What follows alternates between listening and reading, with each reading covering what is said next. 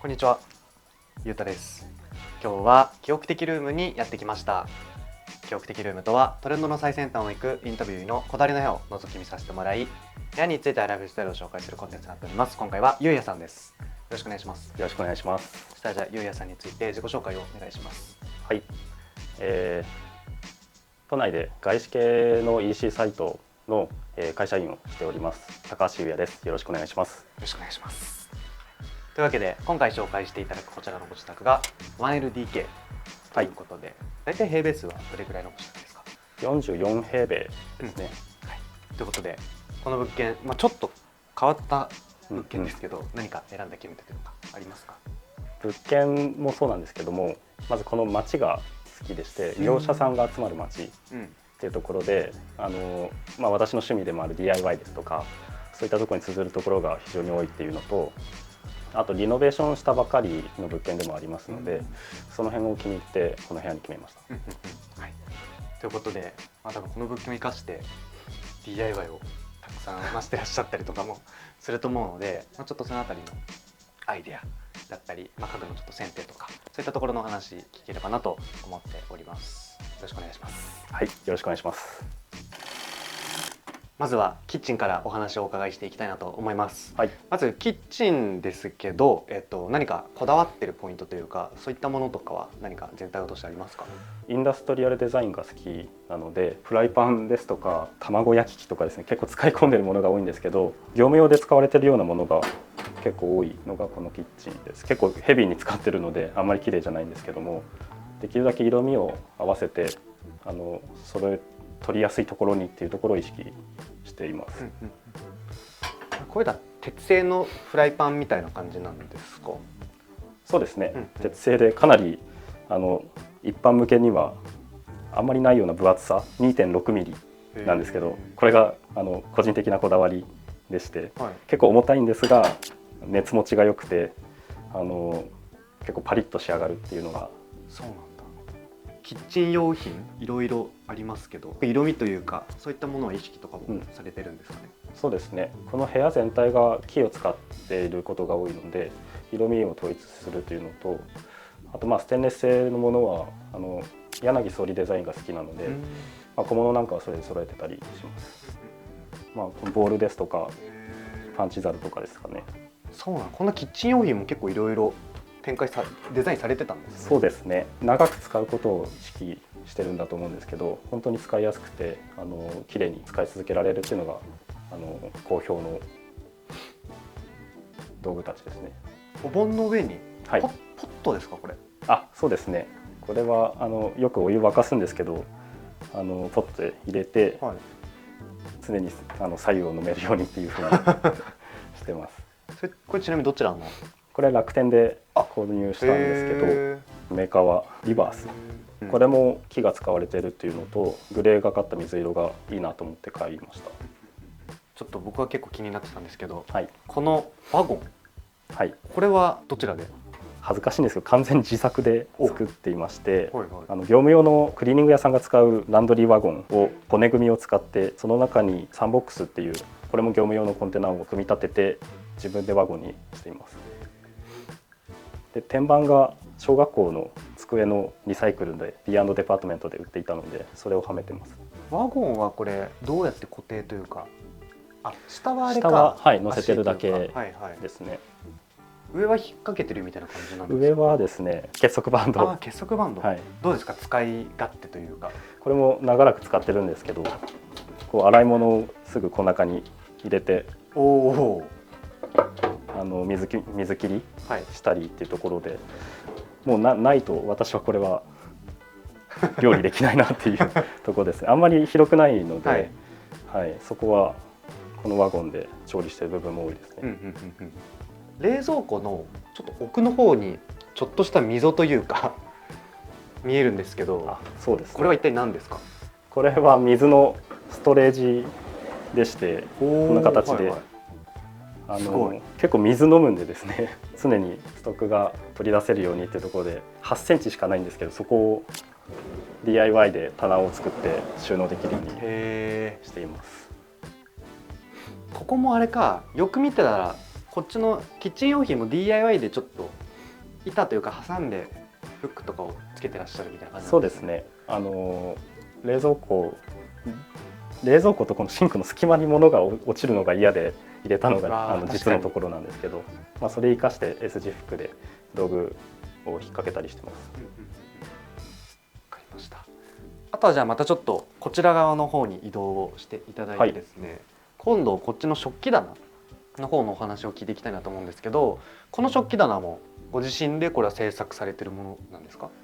ベースは無印良品のシェルフになってるんですけども、この枠自体をリビングにつながる壁として DIY で作っています。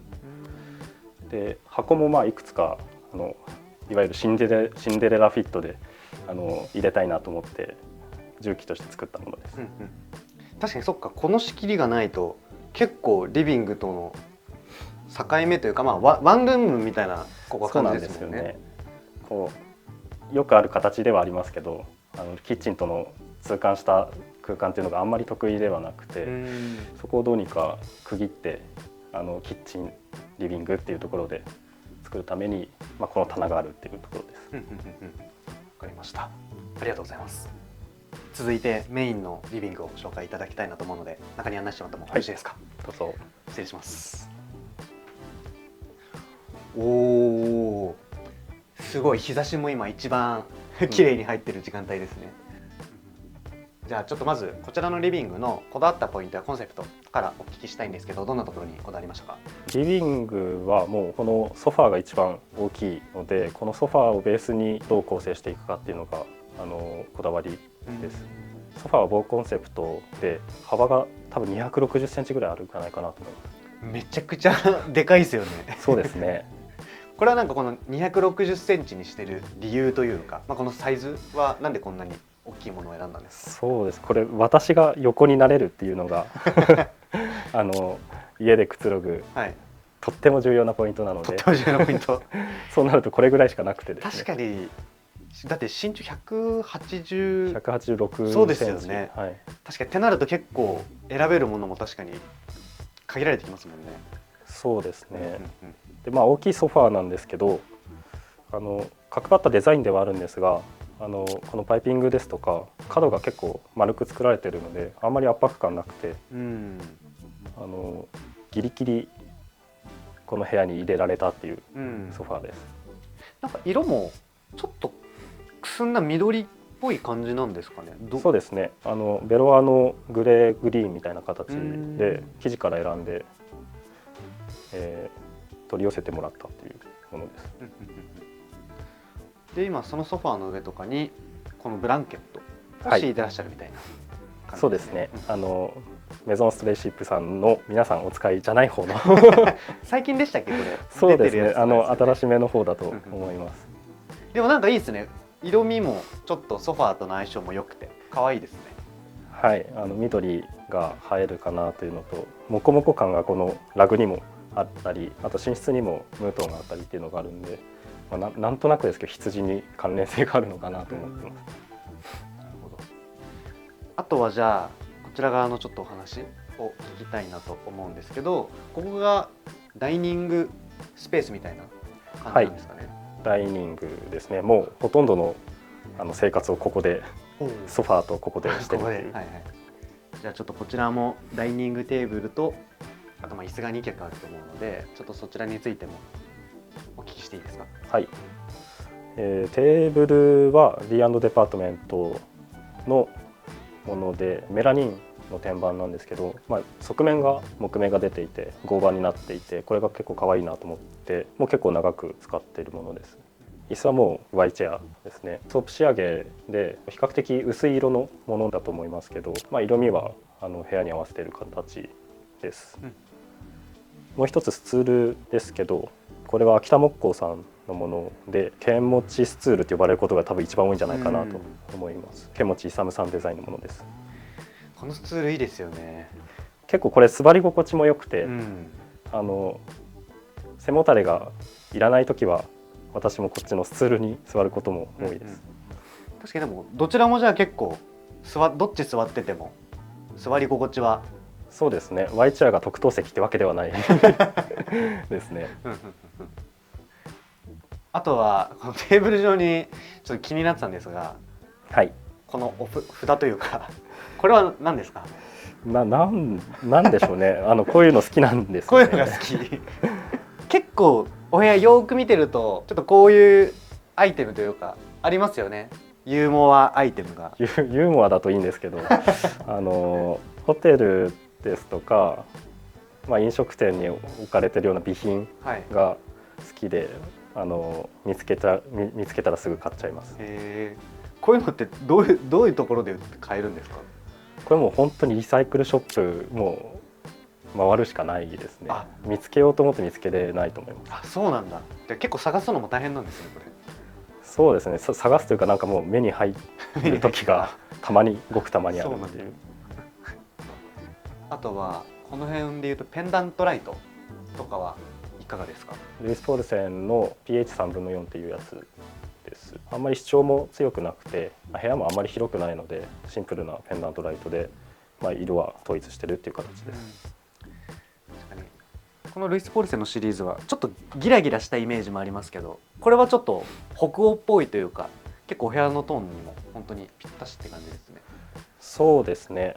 ところどころ日本っぽいところもこの部屋の特徴だと思ってるんで、それにうまく入り込むのがこの3分の4だと思います。あとはじゃあちょっとこちら側のお話も聞きたいなと思うんですけど、ここの壁がさっきいわゆる食器棚だった部分の裏側というか、ですよね。これは自分でラワン材をホームセンターで買ってきて DIY して現状復帰できるように作っているものになります。これがアートを飾ったりですとかいい仕切りになっているので、キッチンとの目隠しの役割が強いです。これはロナン・ブルレックの2021年ぐらいの作品ポスターだと思います。オレンジがこの木目とソファーとも比較的合うかなと思って取り入れてます。この松ですかね。これはそうですね。定期的に枝物をお花屋さんで買うことが多いんですけど、今日はお正月がっていうところで松、かっこいいのが売ってたんで買いました。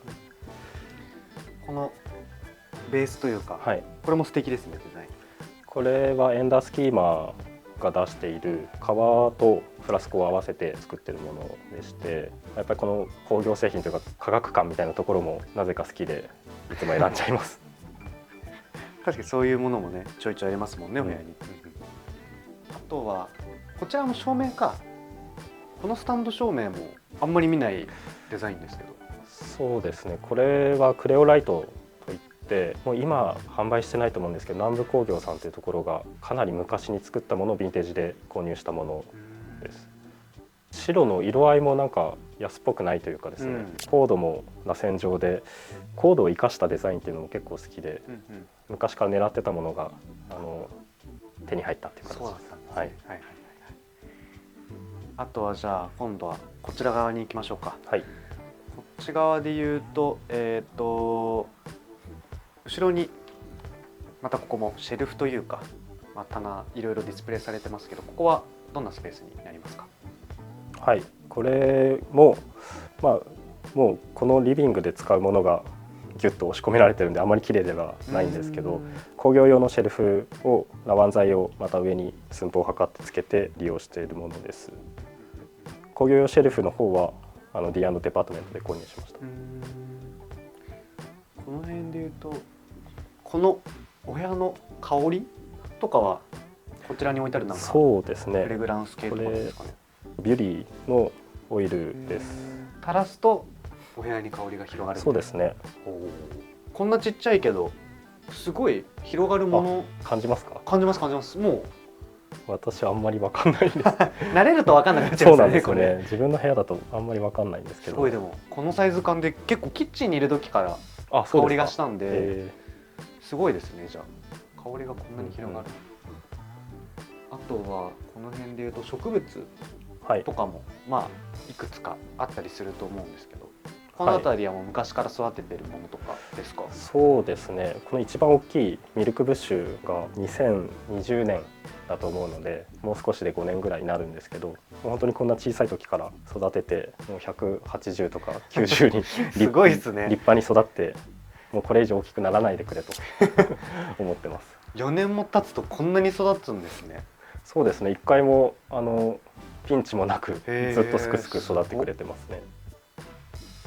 植物はなんか普段こうよくチェックするお店とかあるんですか？お店まで行って買うってこともあんまりしてないんですけど、ザ・ファームさんとかですね、あとはホームセンターよく行くので、そこでいい植物があれば買うっていうことが多いです。わかりました。あとはこのリビング大きくラグが引いてあったりもすると思うんですけど、これはどちらのラグでしょう？これはブランドとかではないんですけども、モロッコから個人輸入の業者さんを探してこの大きさのものを購入したという形です。でもなんかやっぱ足触りというか、いいですよね。すごい。そうですね、意外と夏場も涼しくこのウールが使えるっていうので、本当にオールシーズン使えるのがいいところかなと思います。モロッコラグってやっぱ結構お値段はお高いんですか？そうですね、結構大きくてですねやっぱそうなんだ。それなりにやっぱするイメージありますもん。ただもうこれ買って、そうですね、それも 4,5 年経ってるんで、当時より今の方が高いかもしれないですけど、それでもやっぱり大きさが結構ありますんで。あとはストーブ？はい、エアコンがなかなか苦手でして、加湿もできる石油ストーブですかね。そっか、上にあるこのやかんの中にあれですか、お水とかを入れて加湿もさせるみたいな、もうガンガン加湿します。そういうことか。一番の熱源なので、ここにお鍋置いてご飯食べたりもしますし、お餅焼いたりとかいろいろ炙ったりもここでできちゃいます。あとはじゃあこっち側のちょっとテレビスタンドのお話もちょっと聞きたいなと思うんですけど、これはどちらで購入されたアイテムですか？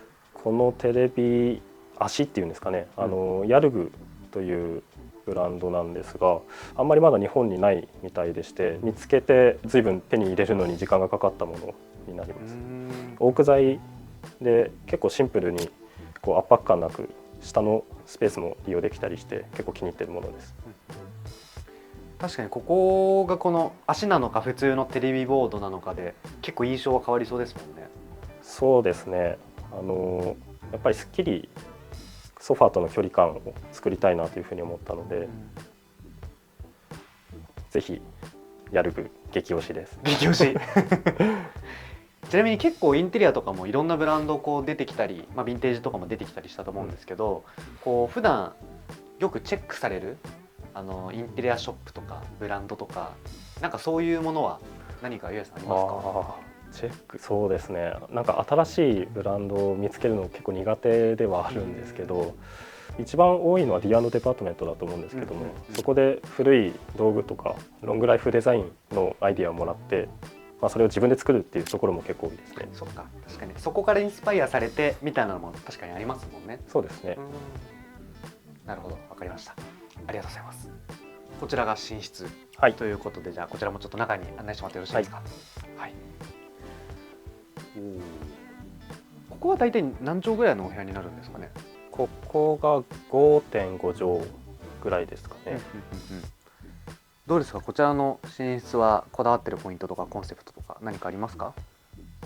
とにかく白基調にして休まる空間をっていうところではあるんですけど、リビングと同様 DIY でこう木を使ったりですとか、リンゴ箱で棚を作って、ライトにも木を使ってってところでちょっとアクセントで木目が入ってるっていうような作りですかね。ここで言うとこっちの壁側一面、このもともとここオープンクローゼットみたいな感じだったんですか？そうですね、リノベーション前が押し入れだったところを無理やり空間作ってるはずなんですけど、間切りが特になかったので布をオーダーで作って、カーテンにして、で目隠ししてるっていうような形です。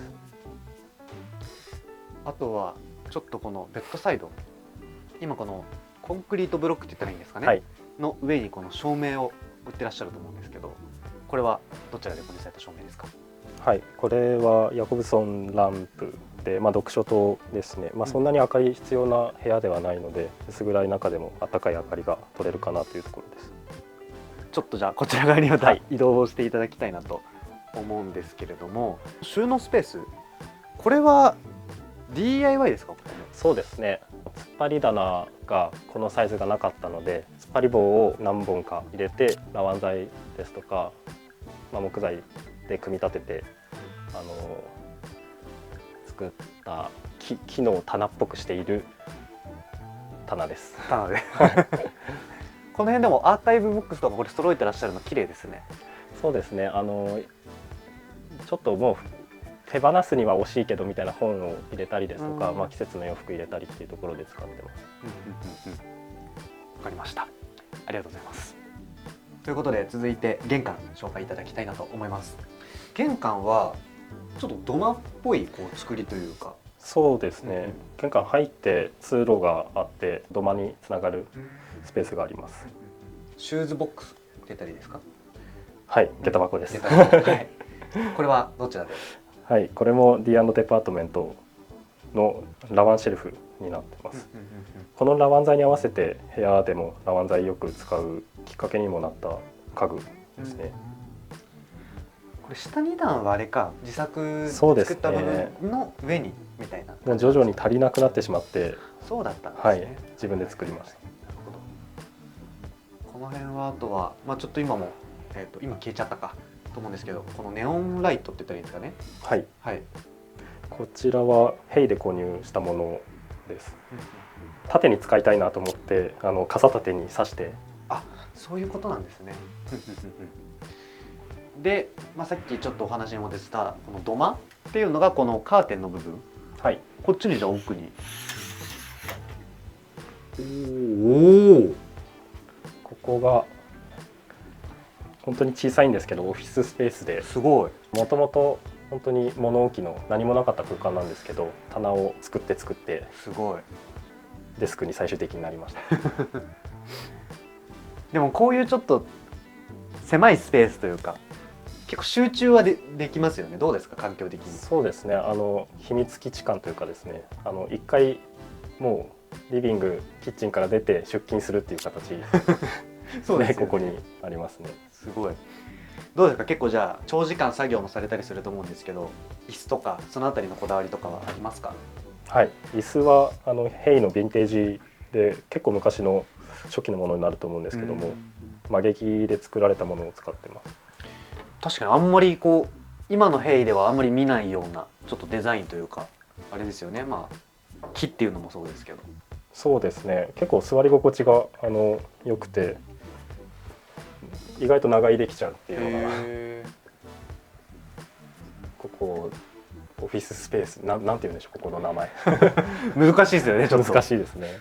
本当に電話ボックス台なんですけど、はい、あと本とかも手に取りやすくしてやってます。わかりました。ありがとうございます。はい、はい、ということでゆうやさんの記憶的ルーム撮影させていただきました。ありがとうございました。ありがとうございました。最後にじゃあゆうやさんの方から何かお知らせしたいものとか告知したいものがあればしていただければなと思います。はい、部屋、この部屋に関するインスタグラムのアカウントがありますので、もしよかったら見ていただけたらと思います。はい、最近開設されたんですね。そうですね。本当につい最近でして、もともとあんまりやってなかったんですけど、何か参考になればと思います。はい、ということでじゃあ気になる方はゆうやさんのインスタグラムチェックしていただければなと思います。はい、というわけで今回の記憶的ルームはこれで終わりたいと思います。ゲストはゆうやさんでした。ありがとうございました。ありがとうございました。